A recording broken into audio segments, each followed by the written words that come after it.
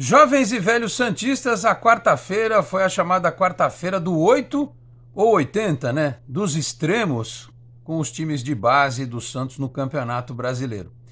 O time sub-17 jogando no CT Rei Pelé enfiou 8-1 no Goiás. Faz uma campanha excelente o time do técnico Hélder Campos, com o Luca Meirelles se destacando, né? E o Carille não pode reclamar da vida, dizer que não tem centroavante para botar no banco de reservas sábado contra o Avaí. O Luca Meirelles está atropelando nesta competição, não foi só contra o Goiás, ele fez gols em várias outras partidas, fora os meninos que estão lá no sub-20, o Enzo e o Alejandro Villarreal, que infelizmente hoje estão numa equipe que passa por um grande processo de transformação, de transição, de mudança, mas que, apesar de ter perdido pontos muito bobos ao longo do Campeonato Brasileiro, é preciso que se diga que foi extremamente prejudicado pela arbitragem no jogo contra o Cruzeiro, fora de casa, nesta quarta-feira. O jogo foi transmitido pelo Sport TV. O pênalti que o árbitro deu contra o Santos, quando estava 2-1, é uma das maiores vergonhas que eu já vi nos últimos tempos. Acho, inclusive, que a CBF devia ter um esquema, quando esses jogos são transmitidos, de permitir ao quarto árbitro acompanhar pelo celular, com o aplicativo da transmissão, para chamar a atenção, porque não se pode prejudicar o trabalho de uma equipe, de um clube, com um pênalti marcado, um lance totalmente fora da área, impressionantemente fora da área, em que ainda por cima o jogador do Santos toca na bola. Uma vergonha o que aconteceu nesse jogo. Não invalida a tese de que o Santos tem problemas, que o Santos perdeu pontos para times que estavam lá embaixo na classificação do campeonato. É bom que se diga. Eu entendo muitas mudanças, jogadores que foram para o time principal que desceram, alguns jogadores do sub-17 que ficaram um pouco e saíram também, goleiro que teve problema, enfim, eu sei de todos os problemas que o Santos enfrentou ao longo desta temporada no sub-20, que inclusive continua contratando jogadores para fazer parte do elenco num processo de reformulação. Mas o que a arbitragem fez foi uma vergonha. O Santos agora precisa torcer para o Fluminense perder suas partidas, inclusive uma nesta quinta-feira, para ter chance de ser o oitavo colocado e passar para a próxima fase desta competição, que é o Campeonato Brasileiro Sub-20. Então vou trazer detalhes a partir de agora para você. Meus amigos, um grande abraço, de volta para mais um vídeo aqui do nosso Canal 10. Em nome de Peter Leandro e Dani Haddad Fisioterapia, quer ter mais qualidade de vida e ficar livre das dores? Então entre em contato com o Peter ou com a Dani pelos telefones 13 997040944, 13 99782 7308. Conheço o trabalho também pelo Instagram, @PeterLeandro e Dani Haddad. Eu aproveito neste começo de vídeo, peço para você que não é inscrito no canal, por gentileza, se inscreva, ative as notificações, deixa o like, que também é importante. Se quiser, torne-se membro do canal, podendo também compartilhe os links dos nossos vídeos na sua rede social, no seu grupo de WhatsApp. Ajude o Canal 10 a continuar crescendo. Bom, vamos do mais complicado para o mais suave, né? O mais complicado, sub-20, empate por 3-3, lá em Nova Lima, no estádio Castor Cifuentes, né? O Santos saiu perdendo logo no começo do jogo, mas empatou com um belo gol do Gabriel Bontempo na entrada da área, virou com o Miguelito cobrando pênalti, teve esse lance bizarro da arbitragem, né? Que permitiu ao Cruzeiro empatar. Ainda assim, o Vinícius Liro, lateral esquerdo, dentro da área, completou e fez 3-2 para o Santos. E no final, o time do Cruzeiro conseguiu novamente empatar, conseguiu chegar ao gol santista, e o Santos está fora da zona de classificação, né, para a próxima fase do Campeonato Brasileiro Sub-20. Tem jogador chegando ainda, né, tem essa história do Leonardo, né, o jogador que veio indicado pelo diretor do Corinthians, que é filho do diretor do Corinthians, né, que está gerando uma polêmica danada. Esse menino entrou nas últimas duas partidas, né? Estava até na live com o Ademir Quintino e com o VH, e também com o Henrique Farinha nesta quarta-feira lá no canal do Ademir. E o Ademir deu a informação de que é uma prática comum. Alguém informou o Ademir, e também dizendo que o menino, a gente debateu na hora, talvez não rendesse no Corinthians porque a pressão por ser filho de quem é muito grande. Enfim, vamos aguardar. Tem um ponto esquerda também chegando, o jogador que o Santos está trazendo de fora. Então, assim, o time está em reformulação.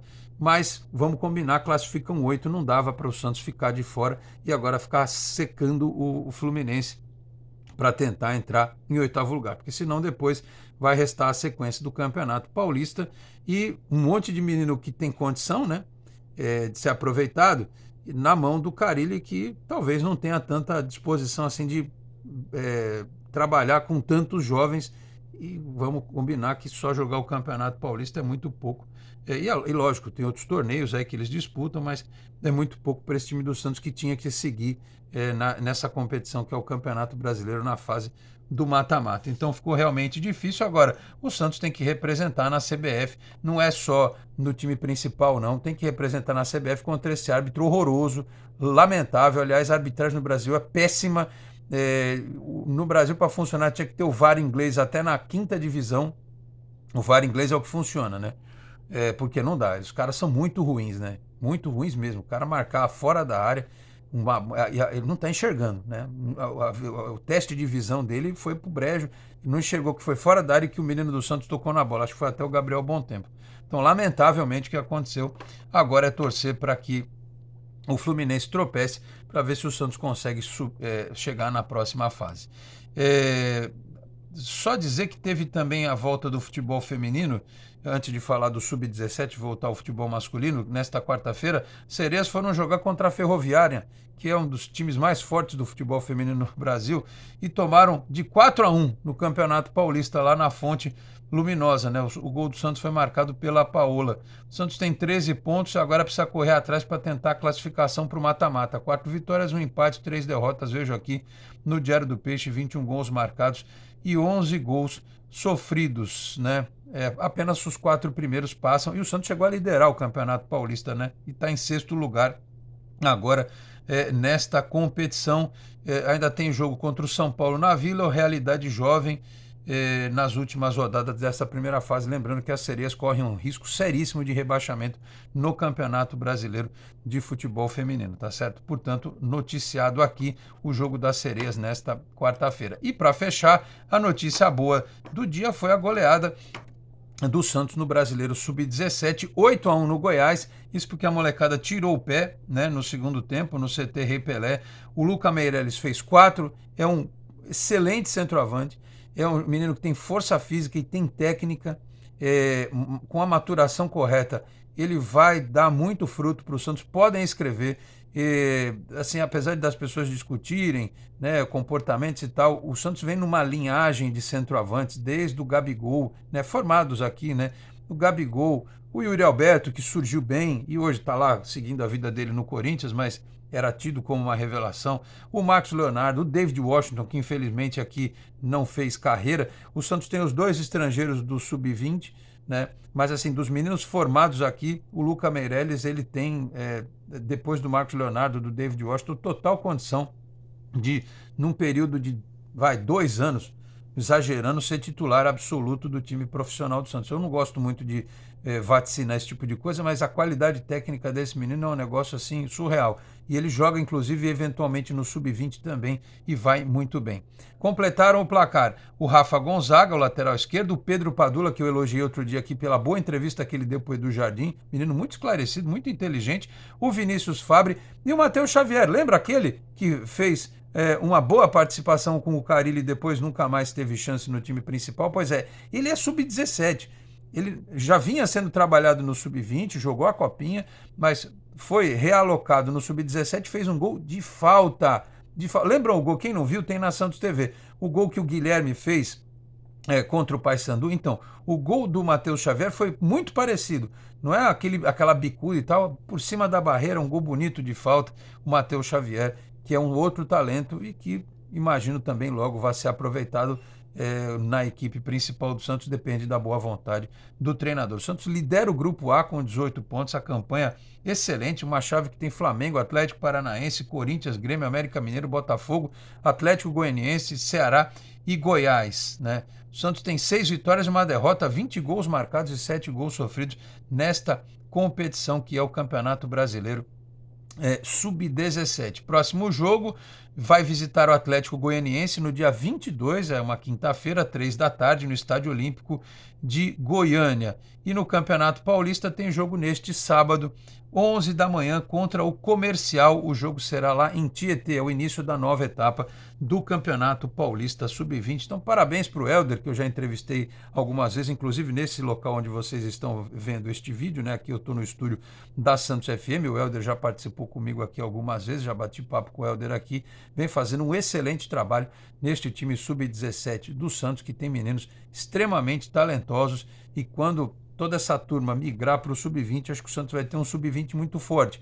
Ou aquilo que geralmente acontece, quando o menino é muito bom no Sub-17, nem no 20 ele passa, ele já vai direto para o principal. Talvez isso aconteça com o Luca Meireles, não duvido não que possa acontecer, tá bom?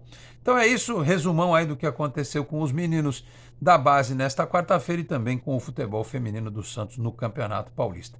Falei aqui também em nome de Vila Unitar Premium Beef, a arte do bom churrasco, em São Paulo, na Vila Madalena, no Instagram, @unitar.beef, no WhatsApp 11 987984884, 11 987984884. Se você estiver nas redondezas da Vila Madalena, retira lá em loco com o meu amigo Marcão ou solicita a comodidade do delivery que entrega na sua casa. Dizendo que viu aqui no Canal 10, tem 15% de desconto na primeira compra em Vila Unitar Premium Beef, a arte do bom churrasco. Também Isatec Informática, na Senador Feijó 686, sala 1820 no Blue Office. O site é o isatecinformática.com.br, telefone 13 3020 1877. Conheça mais da Isatec também nas redes sociais. Eu vou ficando por aqui, muito obrigado a todos pela audiência, um grande abraço e até a próxima. Tchau, pessoal.